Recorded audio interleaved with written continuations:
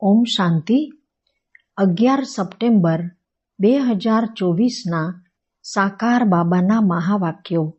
મીઠા બાળકો, તમે બાપની પાસે આવ્યા છો સ્વયંનું ચરિત્ર સુધારવા. તમારે હમણાં દૈવી ચરિત્ર બનાવવાનું છે. પ્રશ્ન છે, આપ બાળકોને આંખો બંધ કરીને બેસવાની મનાઈ કેમ કરાઈ છે? ઉત્તર છે, કારણ કે નજરથી નિહાલ કરવાવાળા બાપ તમારી સન્મુખ છે. જો આંખો બંધ હશે તો નિહાલ કેવી રીતે થશો? સ્કૂલમાં આંખો બંધ કરીને નથી બેસતા. આંખો બંધ હશે તો સુસ્તી આવશે. આપ બાળકો તો સ્કૂલમાં ભણવાનું ભણી રહ્યા છો.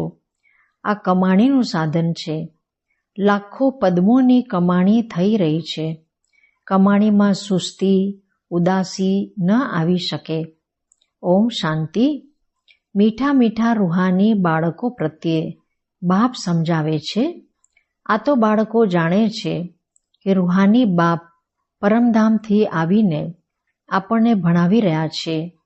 શું ભણાવી રહ્યા છે? બાપની સાથે આત્માનો યોગ લગાડવાનું શીખવાડે છે, જેને યાદની યાત્રા કહેવાય છે.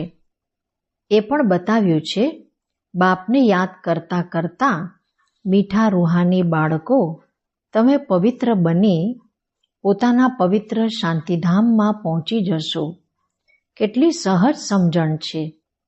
પોતાને આત્મા સમજો અને પોતાના પ્રીતમ બેહદના બાપને યાદ કરો તો તમારા જન્મ જન્માંતરના પાપ જે છે તે ભસ્મ થતા જશે. આને જ યોગ અગ્નિ કહેવાય છે. આ ભારતનો પ્રાચીન રાજયોગ છે, જે બાપ જ દર 5000 વર્ષ પછી આવીને શીખવાડે છે.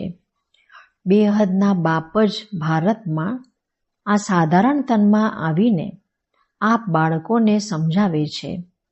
આ યાદથી જ તમારા જન્મ જન્માંતરના પાપ કપાઈ જશે, કારણ કે બાપ પતિત પાવન છે અને સર્વશક્તિવાન છે. આપ આત્માની બેટરી હવે તમોપ્રધાન બની ગઈ છે. જે સતોપ્રધાન હતી તેને ફરીથી સતોપ્રધાન કેવી રીતે બનાવાય, જેથી તમે સતોપ્રધાન દુનિયામાં જઈ શકો તથા શાંતિધામ ઘરમાં જઈ શકો. બાળકોએ આ ખૂબ સારી રીતે યાદ રાખવાનું છે. બાપ બાળકોને આ ડોઝ આપે છે. આ યાદની યાત્રા ઉઠતા બેસતા ચાલતા ફરતા તમે કરી શકો છો. જેટલું બની શકે ગ્રહસ્થ વ્યવહારમાં રહેતા કમળ ફૂલ સમાન પવિત્ર રહેવાનું છે. બાપને પણ યાદ કરવાના છે અને સાથે સાથે દૈવી ગુણ પણ ધારણ કરવાના છે, કારણ કે દુનિયાવાળાના તો આસુરી ચરિત્ર છે. આપ બાળકો અહીં આવ્યા છો દૈવી ચરિત્ર બનાવવા. આ લક્ષ્મીનારાયણના ચરિત્ર ખૂબ મીઠા હતા. ભક્તિ માર્ગમાં તેમની જ મહિમા ગવાયેલી છે. ભક્તિ માર્ગ ક્યારથી શરૂ થાય છે એ પણ કોઈને ખબર નથી. હમણાં તમે સમજ્યા છો. અને રાવણ રાજ્ય ક્યારથી શરૂ થયું છે એ પણ હમણાં સમજ્યા છો. આપ બાળકોએ આ આખી નોલેજ બુદ્ધિમાં રાખવાની છે. જ્યારે જાણો છો આપણે જ્ઞાનસાગર રૂહાની બાપના બાળકો છીએ. હમણાં રૂહાની બાપ આપણને ભણાવવા આવે છે. એ પણ જાણો છો આ કોઈ સાધારણ બાપ નથી.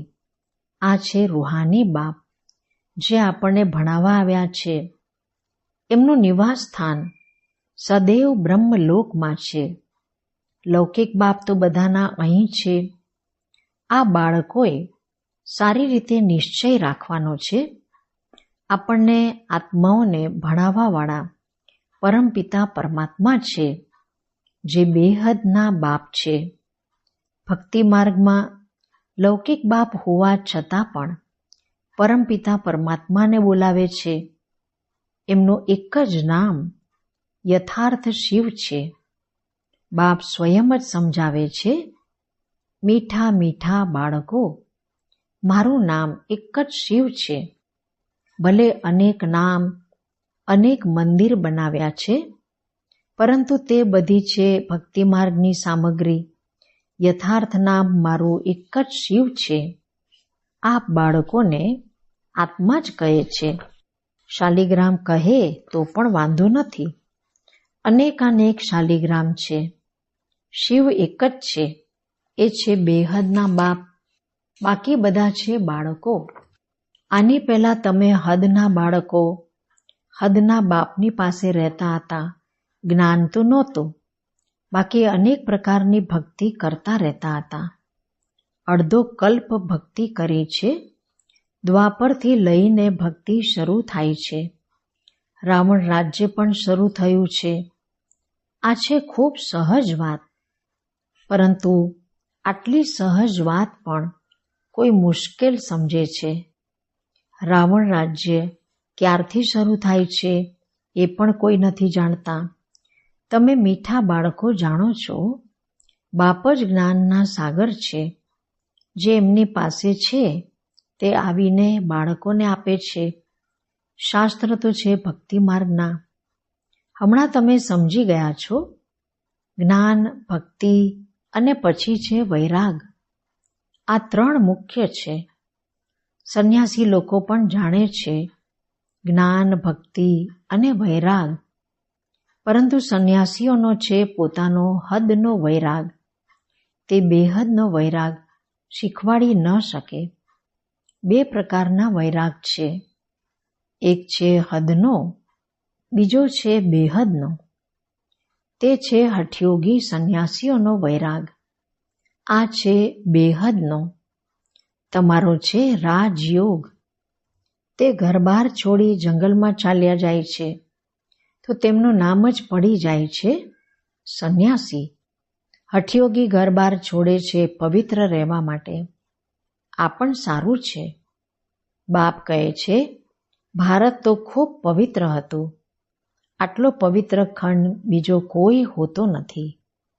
ભારતની તો ખૂબ ઊંચી મહિમા છે, જે ભારતવાસી પોતે નથી જાણતા. બાપને ભૂલવાના કારણે બધું જ ભૂલી જાય છે, અર્થાત નાસ્તિક, નિધનના બની જાય છે. સતયુગમાં કેટલા સુખ શાંતિ હતા. હમણાં કેટલા દુઃખ, અશાંતિ છે. મૂળ વતન તો છે જ શાંતિધામ, જ્યાં આપણે આત્માઓ રહીએ છીએ. આત્માઓ પોતાના ઘરેથી અહીં આવે છે બેહદનો પાઠ ભજવવા. હમણાં આ છે પુરુષોત્તમ સંગમ યુગ, જ્યારે બેહદના બાપ આવે છે નવી દુનિયામાં લઈ જવા માટે. બાપ આવીને ઉત્તમથી ઉત્તમ બનાવે છે. ઊંચામાં ઊંચા ભગવાન કહેવાય છે. પરંતુ એ કોણ છે, કોને કહેવાય છે, એ કંઈ પણ સમજતા નથી.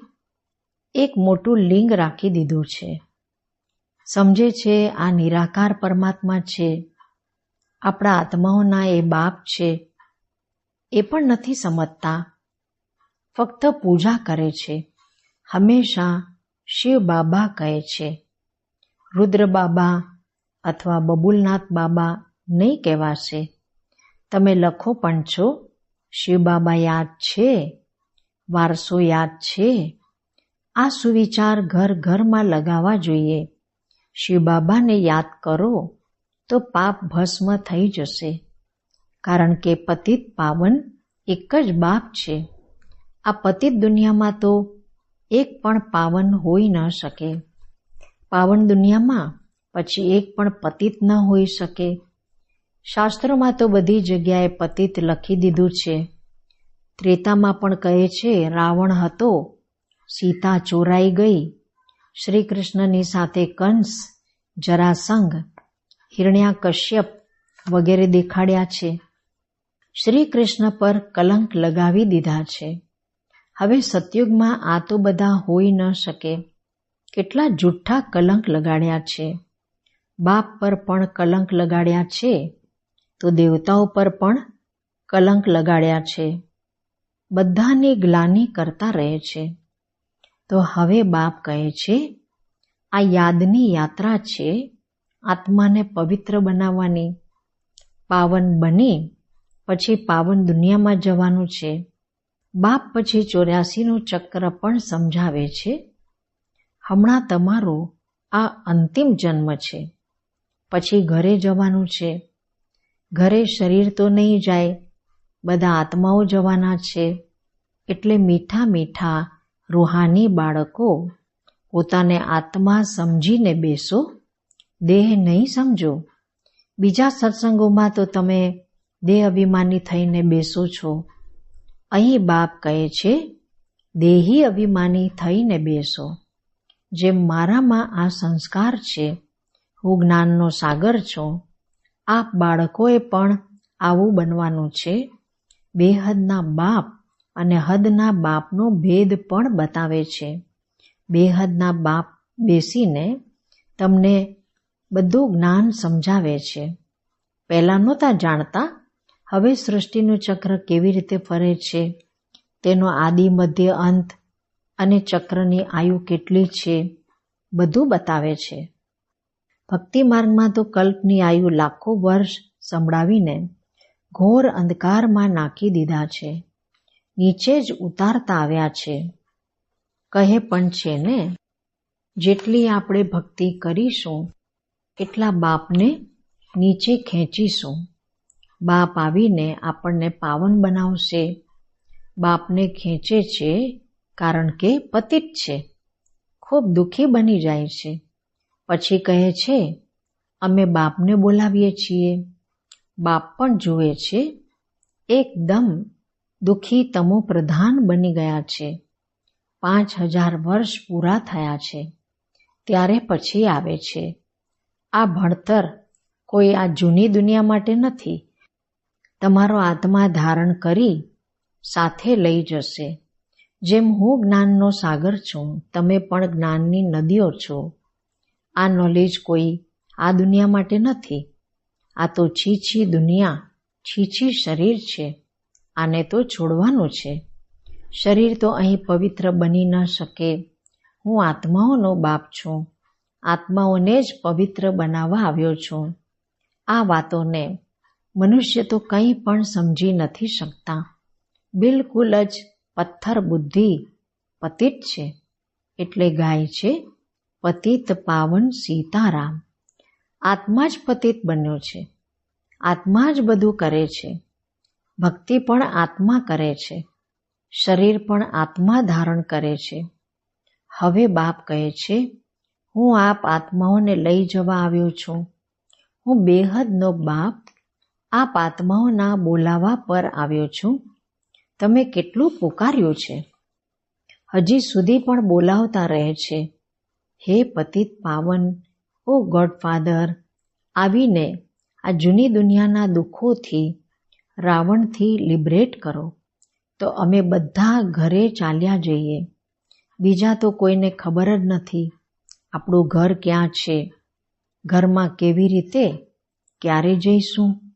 મુક્તિમાં જવા માટે કેટલું માથું મારે છે, કેટલા ગુરુ કરે છે. જન્મ જન્માંતર માથું મારતા આવ્યા છે. તે ગુરુ લોકો જીવન મુક્તિનું સુખ તો જાણતા જ નથી. તે ઈચ્છે છે મુક્તિ. કહે પણ છે, વિશ્વમાં શાંતિ કેવી રીતે થાય. સંન્યાસી પણ મુક્તિને જ જાણે છે, જીવન મુક્તિને તો જાણતા નથી. પરંતુ મુક્તિ, જીવન મુક્તિ બંનેનો વારસો બાપ જ આપે છે. તમે જ્યારે જીવન મુક્તિમાં રહો છો, તો બાકી બધા મુક્તિમાં ચાલ્યા જાય છે. હમણાં આપ બાળકો નોલેજ લઈ રહ્યા છો આ બનવા માટે. તમે જ સૌથી વધારે સુખ જોયું છે, પછી સૌથી વધારે દુઃખ પણ તમે જોયું છે. આદિ સનાતન દેવી દેવતા ધર્મવાળા તમે જ પછી ધર્મ ભ્રષ્ટ, કર્મ ભ્રષ્ટ થઈ ગયા છો. તમે પવિત્ર પ્રવૃત્તિ માર્ગવાળા હતા. એ લક્ષ્મીનારાયણ પવિત્ર પ્રવૃત્તિ માર્ગના છે. ઘરબાર છોડવું આ તો સંન્યાસીઓનો ધર્મ છે. સંન્યાસી પણ પહેલા સારા હતા. તમે પણ પહેલા ખૂબ સારા હતા. હવે તમો પ્રધાન બન્યા છો. બાપ કહે છે, આ ડ્રામાનો ખેલ છે. બાપ સમજાવે છે. આ ભણતર છે જ નવી દુનિયા માટે. પતિત શરીર પતિત દુનિયામાં ડ્રામા અનુસાર ફરી 5000 વર્ષ પછી આવવું પડે છે. નથી કલ્પ લાખો વર્ષનું, નથી હું સર્વવ્યાપી. આ તો તમે મારી ગ્લાનિ કરતા આવ્યા છો. હું તો પણ તમારા પર કેટલો ઉપકાર કરું છું. જેટલી શિવબાબાની ગ્લાનિ કરી છે તેટલી બીજા કોઈની નથી કરી. જે બાપ તમને વિશ્વના માલિક બનાવે છે એમના માટે તમે કહેતા રહો છો સર્વવ્યાપી છે. જ્યારે ગ્લાનિની પણ હદ થઈ જાય છે ત્યારે પછી હું આવીને ઉપકાર કરું છું. આ છે પુરુષોત્તમ સંગમ યુગ, કલ્યાણકારી યુગ, જ્યારે તમને પવિત્ર બનાવવા આવું છું. કેટલી સહજ યુક્તિ પાવન બનાવવાની બતાવે છે. તમે ભક્તિ માર્ગમાં ખૂબ ધક્કા ખાધા છે. તળાવમાં પણ સ્નાન કરવા જાય છે. સમજે છે આનાથી પાવન બની જઈશું. હવે ક્યાં તે પાણી અને ક્યાં પતિત પાવન બાપ. તે બધો છે ભક્તિ માર્ગ. આ છે જ્ઞાન માર્ગ. મનુષ્ય કેટલા ઘોર અંધકારમાં છે, કુંભકર્ણની ઊંઘમાં સૂતેલા છે. આ તો તમે જાણો છો. ગવાય પણ છે વિનાશકાળે વિપરીત બુદ્ધિ વિનશ્યંતી. હમણાં તમારી નંબરવાર પુરુષાર્થ અનુસાર પ્રીત બુદ્ધિ છે. પૂરી નથી, કારણ કે માયા ઘડી ઘડી બોલાવી દે છે. આ છે 5 વિકારોની લડાઈ. 5 વિકારોને રાવણ કહેવાય છે. રાવણ પર ગધેડાનું માથું દેખાડે છે. બાબાએ આ પણ સમજાવ્યું છે સ્કૂલમાં ક્યારે આંખો બંધ કરી નથી બેસવાનું હોતું. તે તો ભક્તિ માર્ગમાં ભગવાનને યાદ કરવાની શિક્ષા આપે છે કે આંખો બંધ કરીને બેસો. અહીં તો બાપ કહે છે આ સ્કૂલ છે. સાંભળ્યું પણ છે નજરથી નિહાલ. કહે છે આ જાદુગર છે. અરે એ તો ગાયન પણ છે. દેવતાઓ પણ નજરથી નિહાલ થાય છે. નજરથી મનુષ્યને દેવતા બનાવવાવાળા જાદુગર થયા ને. બાપ બેસીને બેટરી ચાર્જ કરે અને બાળકો આંખો બંધ કરીને બેસે તો શું કહેવાશે? સ્કૂલમાં આંખો બંધ કરીને નથી બેસતા, નહીં તો સુસ્તી આવે છે. ભણતર તો છે કમાણીનું સાધન. લાખો પદ્મોની કમાણી છે. કમાણીમાં ક્યારેય બગાસા નહીં આવે. અહીં આત્માઓને સુધારવાના છે. આ મુખ્ય ઉદ્દેશ સામે છે. તેમની રાજધાની જોવી હોય તો જાઓ દેલવાડામાં. તે છે જડ, આ છે ચૈતન્ય દેલવાડા મંદિર. દેવતાઓ પણ છે, સ્વર્ગ પણ છે. સર્વના સદગતિદાતા આબુમાં જ આવે છે. એટલે જ મોટામાં મોટું તીર્થ આબુ થયું. જે પણ ધર્મ સ્થાપક તથા ગુરુ લોકો છે બધાની સદગતિ બાપ અહીં આવીને કરે છે. આ સૌથી મોટું તીરથ છે, પરંતુ ગુપ્ત છે. આને કોઈ જાણતું નથી. અચ્છા, મીઠા મીઠા શીખી લીધા બાળકો પ્રત્યે માત પિતા બાપ દાદાના યાદ પ્યાર અને ગુડ મોર્નિંગ. રૂહાની બાપના રૂહાની બાળકોને નમસ્તે. રૂહાની બાળકોના રૂહાની બાપને નમસ્તે. ધારણા માટે મુખ્ય સાર.